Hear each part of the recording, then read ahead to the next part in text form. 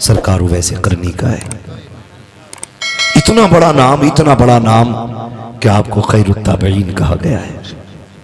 हाँ, ऐसा आशिक खुदा की कसम मिल ही नहीं सकता, नजर ही नहीं आता ऐसा आशिक। एक दिन मेरा नबी मिंबर पे आया, फरमाया सहाबा मेरा एक गुलाम है, नाम उवैस है, करन का रहने वाला है, लेकिन रब उससे प्यार करता है, वो रब से प्यार करता है। और रब का इतना प्यारा है कि वो जब वो कुछ ठान लेता है तो रब को मनवा लेता है। ये मेरे नबी ने बात की है, मेरे नबी ने बात की है। या रसूल अल्लाह कौन है? का मेरा चाहने वाला है। हुजूर आपसे इतना प्यार करता, कभी आया नहीं? मेरे नबी ने फरमाया मजबूरी है उसके आगे, उसके घर में माजूर माँ है। माजूर कैसी? उसको दिखता नहीं है और वो उसे छोड़ नहीं सकता है। वो माँ को नहीं छोड़ सकता, माँ उसे नहीं छोड़ सकती। वो मुझसे बड़ा प्यार करता है। जानते हैं, यूं ही सरकार उवैस करनी के तस्करे नहीं हो रहे। हुजूर से इश्क इतना था कि जब कोई मदीने शरीफ से आता ना, उससे पूछते कहाँ से आया है, वो कहता हुजूर का मदीना देख के आया। फिर आप कहते फिर तो तूने मेरे महबूब को भी देखा होगा, तो वो कहते हाँ। कहते बता मेरे महबूब का चेहरा कैसा था? जब ये बातें होती उनकी आंखें बरसती। बता वो बोलते हैं तो कैसा लगता है, जब वो बातें करते हैं तो लब कैसे लगते हैं? का जब उनकी पलकें उठती हैं तो फिर तो गैरत के पर्दे खुदा की कसम कैसे लगते हैं वो। तो जुबाने वाला देखता, फिर हुजूर की बातें करता। आप ऊँटनी का दूध निकालते, उसको पिलाते और कहते जितनी देर लगे ना मेरे हुजूर की बातें बताता रहे, मेरे हुजूर की बातें बताता रहे। जब आपसे ये बात होती और सारी बातें हो जाती, वो चला जाता। फिर कहते काश मैं भी हुजूर की बारगाह में जाता, काश मैं भी हुजूर की बारगाह में जाता। आप घर आए, माँ के पैर दबा रहे, और माँ के पैर दबाते दबाते आंख से आंसू का कतरा गिरा। जब माँ के पैर पे आया ना, तो माँ वो होती है जो आंसुओं की गर्मी से बेटे का दर्द महसूस कर लेती है। सिर्फ आंसुओं की गर्मी से पैर दबा रहे माँ के। माँ तो नाबीना है, जैसी आंसू का कतरा गिरा ना, माँ कहती है लालू वैस क्या बात है, खैर तो है ना? आज बड़ा बेकरार लग रहा है। रो के कहते अम्मी आज इश्क रसूल में ऐसा दर्द है सीने में, अगर मैं मदीने न जा सका तो कलेजा फट जाएगा। अम्मी काफिला मदीने जा रहा है, इजाजत दे, तेरा लाल भी महबूब को देखना चाहता है। जब माँ ने बेटे के आंसुओं का एहसास किया, कहने लगी चल ठीक है बेटे जा तो रहा है, लेकिन वादा कर सूरज छुपने से पहले पहले आ जाना है, पहले पहले आ जाना है। सरकार को वैसे करनी ने कहा अम्मी ठीक है। जैसी इजाजत मिली है जल्दी जल्दी सारी तैयारियां की हैं, माँ के खाने का इंतजाम, पानी का इंतजाम, सारा कुछ करके सुबह काफिले के साथ निकले हैं। एक ही तसव्वुर, एक ही ख्याल था, आज यार का दीदार होने वाला है, आज महबूब का दीदार होने वाला है, आज उनको आंखें देखेंगी जिनके तसव्वुर में जिंदगी गुजर गई है, आज वो जलवा सामने होगा जिसकी बातें जमाने से सुनता रहा हो। अल्लाह अकबर, ये तसव्वुर लेके चला। जिस काफिले के साथ जा रहे हैं, काफिला थक के आराम कर रहा है। उवैस करनी ने वक्त को देखा, सूरज अपनी रफ्तार से छुपने जा रहा है। ख्याल आया, माँ ने कहा था बेटे उवैस सूरज छुपने से पहले आ जाना। ये सोच करके आपने अपना आराम त्याग दिया, काफिला तो ठहरा रह गया। आपने दौड़ लगाई है, चलते चलते मदीने की सरहद आ जाती है। बच्चों को खेलते देखा, कहते शहजादो आओ मेरे सीने से लग जाओ। बच्चों को चूम रहे हैं, सीने से लगा रहे हैं। लोग कह रहे थे अजीब दीवाना है, ये बच्चों से लिपट रहा है। आप कहते थे शहजादो तुम्हारे कदमों की खाक मेरे सर का ताज बन जाए, क्योंकि तुम उस शहर में रहते हो जिसमें मेरा महबूब रहता है, तुम उस शहर में सांसें लेते हो जिसमें मेरा यार सांसें लेता है। ये कहकर के बच्चों को सीने से लगाते, प्यार करते, फिर कहते शहजादो बताओ मेरा महबूब कहाँ मिलेगा। किसी ने बड़ों की तरफ इशारा किया, कहा फला से बात करो। उनसे पूछा नबी कहाँ है, उन्होंने कहा मस्जिद नबी में मिलेंगे या हुजरा आयशा में मिलेंगे। चाहे दौड़ करके आप आए हैं, वक्त की किल्लत थी, आकर के आपने मस्जिद नबी के दरवाजे पर जैसी दरवाजा खोल करके देखा, हुजूर का जलवा नजर नहीं आया। फिर ख्याल आया आयशा सिद्दीका के हुजरे में होंगे। आवाज देकर कहते हैं उम्मुल मोमिनीन, मुझे मुस्तफा से मुलाकात करनी है। अंदर से आवाज आती है, कौन है? का परदेसी हो का, ठहर जा, इंतजार कर ले, तू जिससे मिलने आया है वो अभी अभी बाहर जा चुके हैं। इतना सुनना था। वैसे करनी का कलेजा तड़प जाता है। कहते हैं क्या किया जाए? का कब तक आएंगे? का ये तो नहीं कहा जा सकता है, लेकिन थोड़ी देर में आ जाएंगे। सरकार को वैसे करनी बेकरार हो करके कभी मेहराब देख रहे हैं, कभी मिंबर देख रहे हैं, कभी मुस्तफा के खड़े होने के मुसल्ले पे निगाहें जाती है। फिर ख्याल आता है उम्मुल मोमिनीन आप साइड से हो जाइए। का किस लिए? का महबूब को तो न देख सका, महबूब के नीचे बिछने वाली चटाई को देख लो। जिस मसरत पे मेरा महबूब तकिए लगा के बैठता है, मैं उस मसरत को चूमना चाहता हूँ। उम्मुल मोमिनीन आयशा सिद्दीका फरमाती है जब उवैस अंदर आए थे, बाल बिखरे हुए हैं, मिट्टी लगी है पूरे कपड़ों पर, देखने में दीवाना लग रहे हैं। कभी दीवार चूम रहे हैं, कभी मेहराब चूम रहे हैं, कभी मिंबर से लिपटते हैं, कभी खजूर के सुतूनों से लिपट जाते हैं, कभी हुजूर के नीचे बिछने वाली चटाई को चूमते हैं। उम्मुल मोमिनीन कहती है अरे अगर इतना ही इश्क है तो इंतजार क्यों नहीं कर लेते? कहते मजबूरी है माँ, अगर वक्त होता पूरी जिंदगी उसकी राहों में बैठ के गुजार देता, लेकिन क्या करूं मजबूरी है। जब वो आ जाए तो मेरा सलाम कह देना।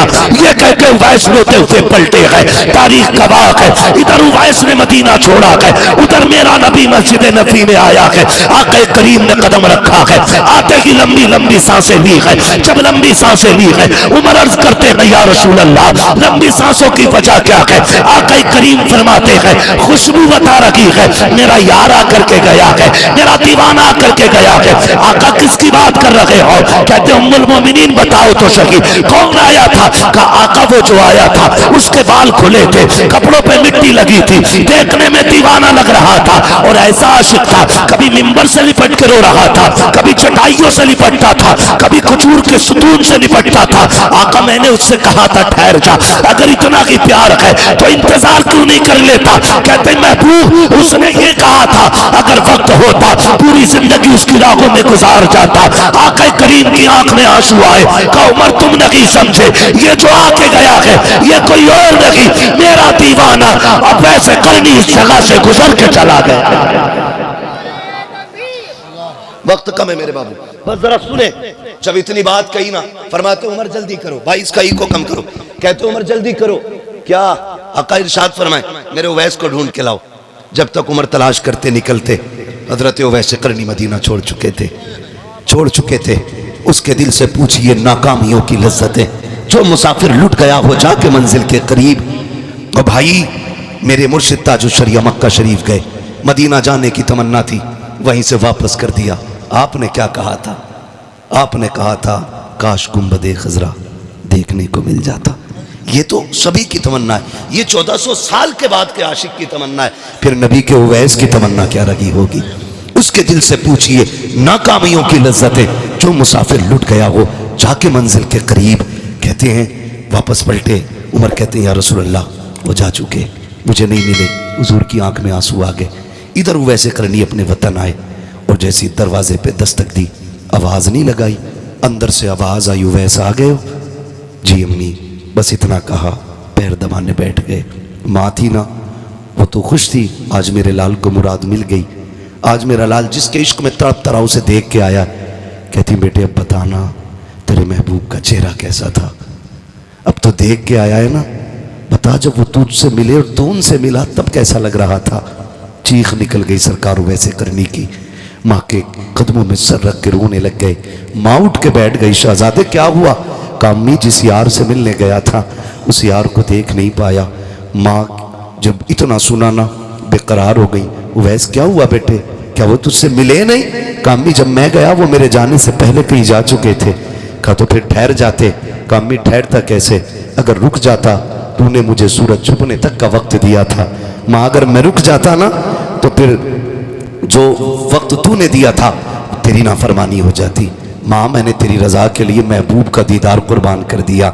जैसे इतना कहा, माँ ने ना आ मेरे करीब आ मेरे लाल, बुलाया सरकार वैसे करनी को, गोद में रखा लाल का सर, और देखो माँ माँ होती है। उसके बाद आंचल उठा के कहा था, मेरे मालिक तू जानता है ना, मेरा उवैस तेरे महबूब को देखने गया था और इसने मेरी रजा के लिए अपनी मोहब्बत की कुर्बानी दे दी है। मालिक मैं अपने उवैस से राजी हूँ, तू भी मेरे उवैस से राजी हो जा।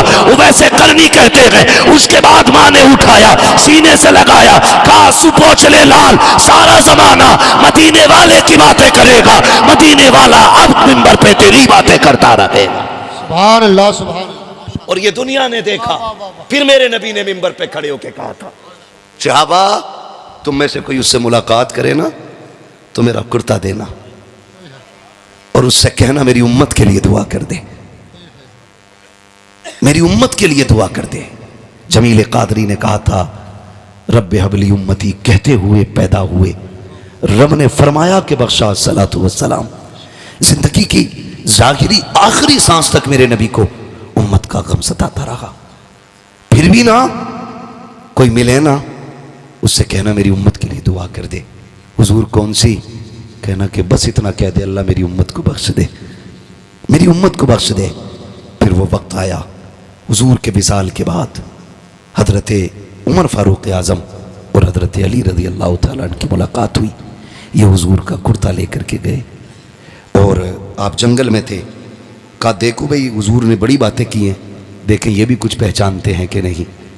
तो आप अपने ज़िक्र में मशगूल थे। हजरत उमर ने सलाम किया, आपने पीछे देखा भी नहीं मुड़ के और नाम लेकर के अमीरुल मोमिनीन का जवाब दे दिया। जब नाम लेकर के दिया, कहा लगता है मैं अमीरुल मोमिनीन हूँ इसलिए मुझे जानते हो, अली तुम कहो। फिर जब अली ने सलाम किया ना तो आपने हजरत अली का नाम लेकर के जवाब दिया। कहने लगे तुम ही उवैस हो? कहा हाँ। आप फरमाने लगे बताइए कैसे आए हो? कहने लगे आप ये बताइए, आपकी हमारी मुलाकात कभी नहीं हुई है, आपको हमारे बारे में किसने बताया? तब हजरत उवैस करनी ने कहा था, जिसने तुमको मेरे बारे में बताया है उसी ने मुझको तुम्हारे बारे में बताया है। कहा तुम तो मिले भी नहीं हुजूर से, तुम तो मिले भी नहीं हुजूर से, फिर तुम्हें कैसे पता? कहते तुम तो हुजूर के कुर्ब में रहे हो ना, बताओ ना हुजूर की ये जो अबरू थी ये मिली हुई थी कि अलग अलग थी? ये हजरत उवैस पूछ रहे हैं, उवैसे करनी कह रहे हैं हजरत उमर से, हजरत अली से। कहा चलो तुम तो कुर्बत में रहे हो, मैंने तो नहीं गुजारा उनके पास वक्त, तुम बताओ मेरे महबूब की ये अबरू कैसी थी, अबरू कैसी थी? जब इतनी बात सुनी ना दोनों खामोश, इसलिए कि ये ऐसे हया और अदब वाले लोग थे, कभी नजर भर के हुजूर का चेहरा देखा ही नहीं था, कभी नजर भर के देखा ही नहीं था। एक दूसरे का मुंह देखने लगे। कहा हमने कभी नजर भर के देखा ही नहीं। फरमाने लगे ये पास रहने का कमाल है, आओ तुम्हें बताऊं। का जब दूर से देखो तो ये मिली हुई लगती थी और जब करीब से देखो तो दोनों अबरू जुदा नजर आया करती थी। कहा तुम्हें कैसे पता? का फर्क इतना है, तुम जाहिर में हुजूर के सामने रहते थे, मैं बातिन में हुजूर के साथ रहता था। उसके बाद जब हजरत उमर ने अगली बात कही, ये ले क्या है? का ये हुजूर ने आपके लिए भेजा है। बस खुदा की कसम फिर मंजर ये अलग था। उसको सर पे रखा, कहने लगे मेरे लिए? जी आपके लिए। आंखों में आंसू आ गए। और कुछ भी कहा मेरे नबी ने? कहा मेरे उवैस से कह देना वो मेरी उम्मत के लिए दुआ कर दे। कहते फिर कहो क्या कहा? मेरे उवैस से कह देना मेरी उम्मत के लिए दुआ कर दे। हाँ मेरे उवैस से कह देना मेरी उम्मत के लिए दुआ कर दे। उवैस करनी की चीख निकल गई, मैं और मेरी औकात इतनी कि वो अपना कह के आवाज दे रहे हैं। कहा चाहिए क्या? कहा हुजूर ने उम्मत की दुआ की दरखास्त की कि कह दे मेरी तरफ से मेरी उम्मत के लिए दुआ कर दे। खुदा की कसम तारीख गवाह है, वैसे करनी ने जुब्बा जो है रखा जमीन पे, सजदे में आ गए। कहते हैं अल्लाह मेरे महबूब की उम्मत को बख्श दे, उम्मत को बख्श दे। आवाज आती है उवैस प्यारे महबूब का दिया हुआ तोहफा तो पहन ले, हम वादा करते हैं बनु कलाब की बकरियों के बालों के बराबर तेरे महबूब की उम्मत बख्शेंगे। कहते नहीं मालिक, मैं अब भी राजी नहीं हूं, मैं जुब्बा तब पहनूंगा जब तू और उम्मत बख्शेगा। आवाज आती है आधी उम्मत बख्श दी है, अब तो पहन ले। कहते मालिक और बख्श, आवाज आती है उवैस सर उठा ले, आधी उम्मत तेरी दुआ से बख्शेंगे, आधी उम्मत अब्दुल कादिर जीलानी की दुआ से बख्शी जाएगी। अल्लाह हुआ। अर्ज करते मालिक ये अब्दुल कादिर कौन है? आवाज आती मेरी महबूब की उम्मत में शहजादा पैदा होगा। जिस तरह नबियों में मैंने महबूब को कमाल बख्शा है, उसी तरह मैंने वलियों में अब्दुल कादिर जिलानी को कमाल बख्शा है। आधी उम्मत तेरी दुआ से, आधी अब्दुल कादिर की दुआ से बख्शी जाएगी। मुकद्दर के धनी हैं हम लोग, किस्मत वाले हैं कि हमें सरकार बगदाद का दामन मिला है।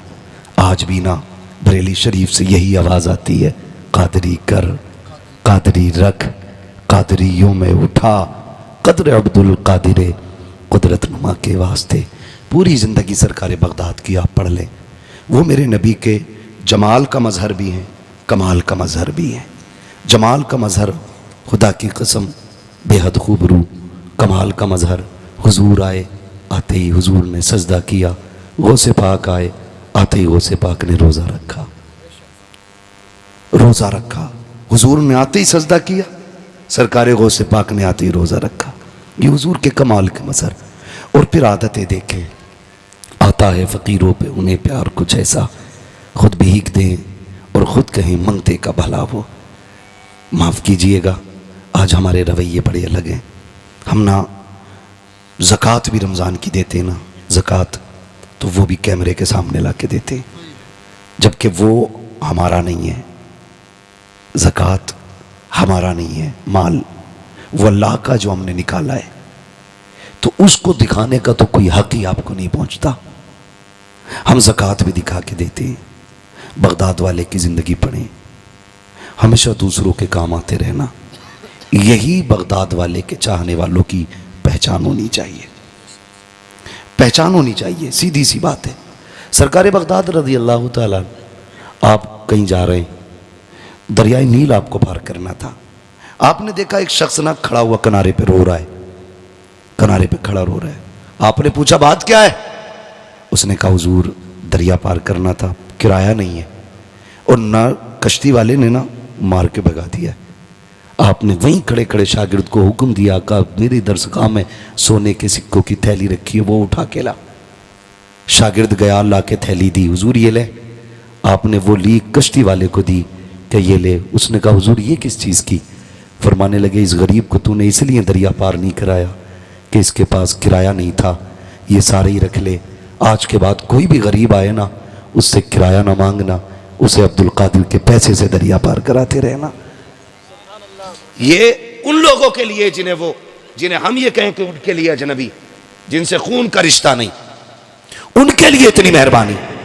आज ना 11वीं तो हम करते हैं, बुरा मत मानना, 11वीं तो हम करते हैं, लेकिन 11वीं पे सिर्फ हमारा ही हक होता है और किसी का नहीं। हम 1100 रुपए का जर्दा बनाएंगे, लेकिन सिर्फ खुद ही खा लेंगे। मेरे भाई कभी ऐसा भी तो कर कि तेरे घर में 11वीं के 11 रुपए की भी न्याज हो ना, तो पहले अपने बच्चों को नहीं, जरूरतमंदों को खिला, बच जाए फिर अपने बच्चों को खिला, फिर देख बगदाद वाले का करम होता है कि नहीं। लोग कहते हैं हर साल करता हूं, 11वीं मुसीबतें पक्की आ रही हैं, फिर भी बराबर 1100 रुपए जेब में पड़े ना तो निकालेगा 11 ही रुपए। भाई किस किताब में लिखा 11 ही रुपए दो? कहो ना ये क्यों तो कह रहा है 11वीं की निस्बत से 11 ही दिए जाते, तो 1100 में भी तो 11वीं की निस्बत है, 11,000 में भी 11वीं की निस्बत है, और 11 लाख में भी 11वीं की निस्बत है। तो 11 ही रुपए क्यों? सस्ता छूटना चाह रहा है। जिनकी 11वीं कर रहा है उन्हें तेरी जेब का भी पता है, तेरी कुठिया का भी पता है। उन्हें पता है 1100 पर्स में रखे और 11 जेब में रखे थे, 11 ही निकाल के दिए। माफ कीजिएगा, कुछ जगहों पे चलन है 11वीं के दिन चंदे का, होता है कि नहीं? मस्जिदों में पैसे इकट्ठे कर लेते हैं। सैयद साहब क़िबला 10 रुपए तो भेजता, घर से 11 रुपए। और जोहर में जाके कहता लड्डू ही लियो। एक लड्डू कितने का?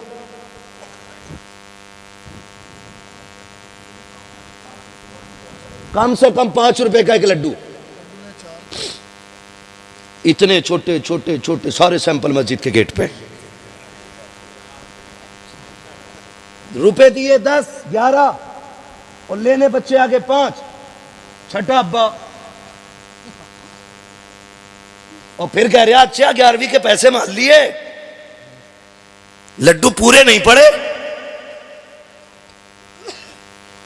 खुद बता 10 दे के 5 लेके जा रहा है। अब इसमें करामत क्या करेगी? ये तो खुलेआम लूट है।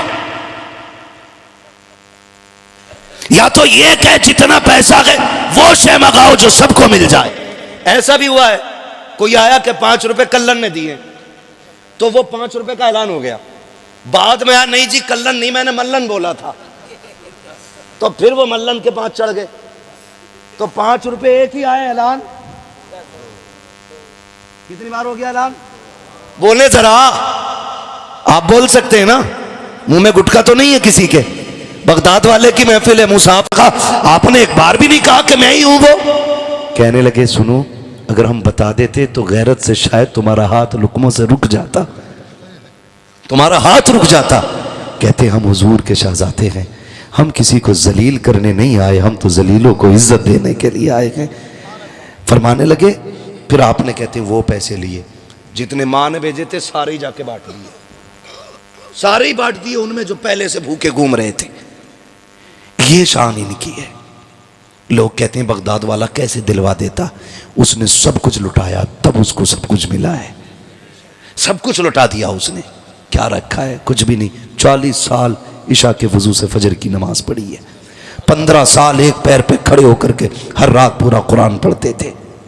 हैं ऐसी रियाजतें नहीं मिलती हैं। बस यूं समझें, मेरे इमाम ने कहा था क़यामत के हवाले से तेरी सरकार में लाता है रज़ा उसको शफ़ी जो मेरा गौस है और लाडला बेटा तेरा। बगदाद वाले ने बांटना सिखाया है, हम भी इंशाअल्लाह बांटा करेंगे। बगदाद वाले ने ज़रूरतमंदों की ज़रूरत पूरी करना सिखाई है, हम भी इंशाअल्लाह ज़रूरतें पूरी करेंगे इंशाअल्लाह। कोशिश ये करेंगे दूसरों के काम आ जाएं।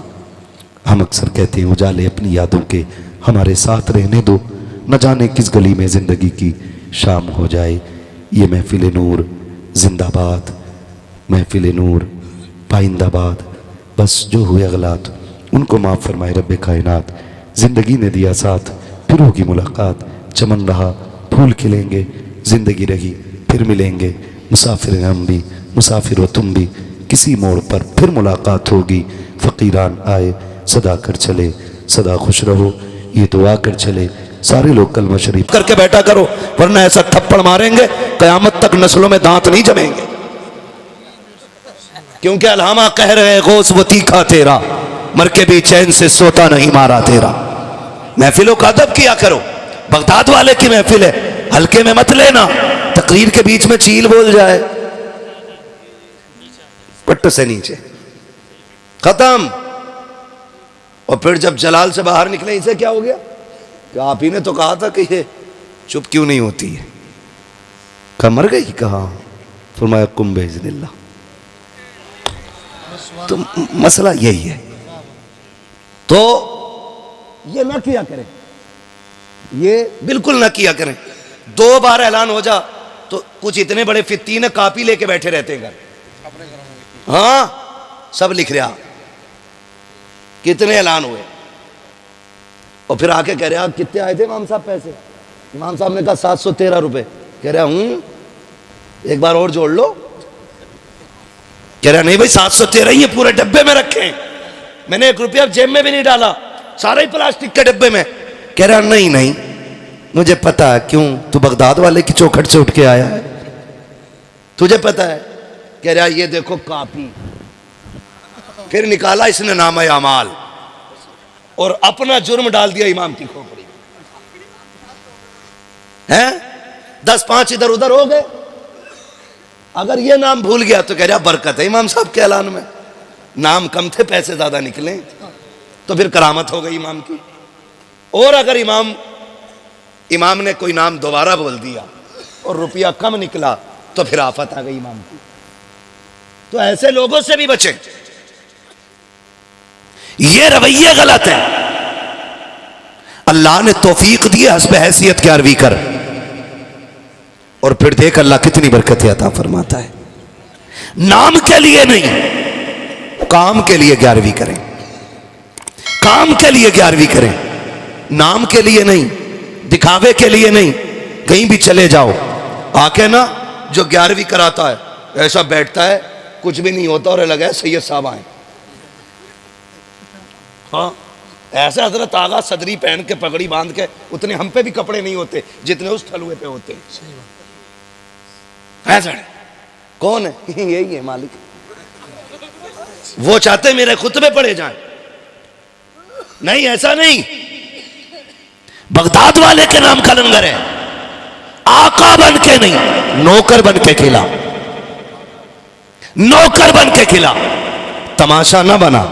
जब भी कोई पूछे क्या है, अपना कुछ नहीं, सारा ही बगदाद से आ रहा है, सारा ही बगदाद से आ रहा है। खाते हैं तेरे इधर का, पीते हैं तेरे इधर का, पानी है तेरा पानी, दाना है तेरा, दाना है तेरा दाना।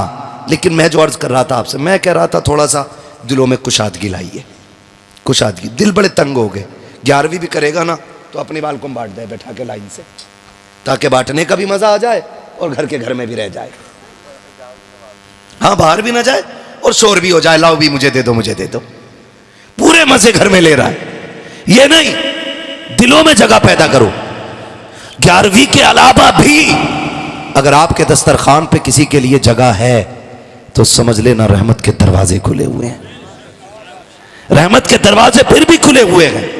अभी कुछ दिन पहले की कहानी है, हम ना कंजूस तबीयत हो गए। डॉक्टर को 1 लाख दें, 5 लाख दे देंगे, अपने सगे रिश्तेदारों को 5 पैसे देने तैयार नहीं।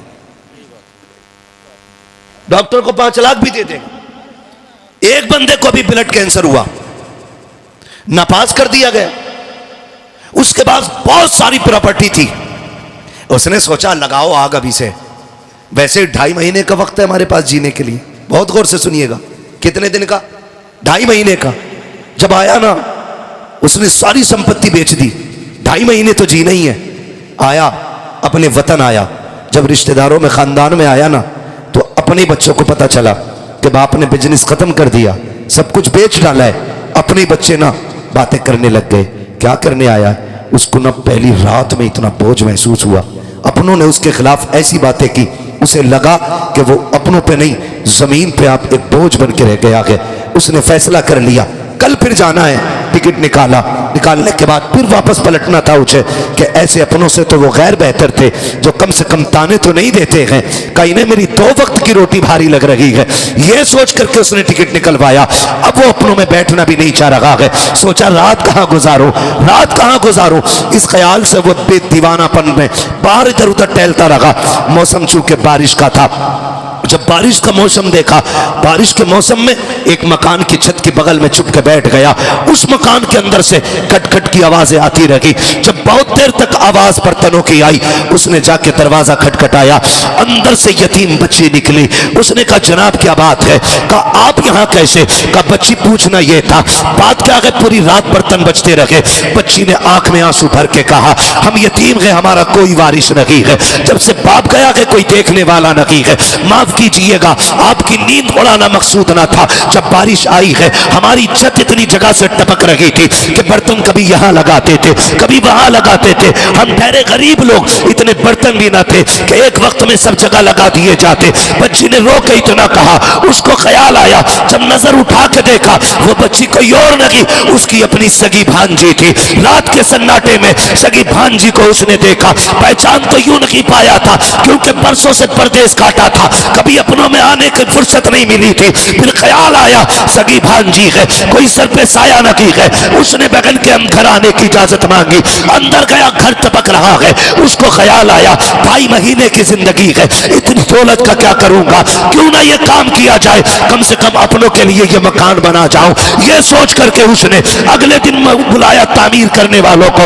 मेहमान बुलाए गए और उसने कहा काम रुकना नहीं चाहिए, मेरे पास 2.5 महीने का वक्त है, उससे पहले पहले मेरी बेवा बहन का मकान बन जाना चाहिए, यतीम भांजियों का इंतजाम हो जाना चाहिए। तारीख गवाह है 2.5 महीने का वक्त डॉक्टरों ने दिया है, दिनों रात काम चलता रहा, 6 महीने हो गए, मौत नहीं आई है, जिंदगी बेहतर होती जा रही है, काम भी बंद नहीं हो रहा है। जब 7 महीने गुजर गए, ख्याल आया कुछ पैसा परदेश में रह गया था, वो भी लेके आ जाता हूं ताकि अपनों पे लगा दूं। जब वतन से बेवतन हुआ, परदेश गया, डॉक्टर से मुलाकात हुई, कहा यार तू जिंदा कैसे है, तू तो लास्ट स्टेज पे था, तुझे मर जाना चाहिए था। उसने कहा क्या कह रहे हो, कहा हाँ 2.5 महीने से ज्यादा तेरी जिंदगी नहीं है। कहा मैं कल भी ठीक था, आज भी ठीक हूं। जब चेकअप किया गया कोई बीमारी नहीं थी। कहा कौन से दवा की है, उसने कहा तुम्हारा इलाज दुनिया के तबीब करते हैं, हमारा इलाज रब के हबीब ने कर डाला।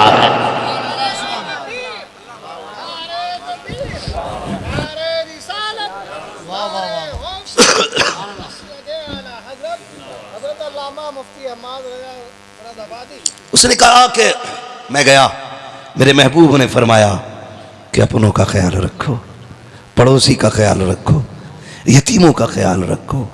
कहा मैंने उनका घर बनाया, रब ने मेरी जिंदगी बना डाली है, रब ने मेरी जिंदगी बना डाली है, दिल में जगह रखी है, दिल में जगह रखी है।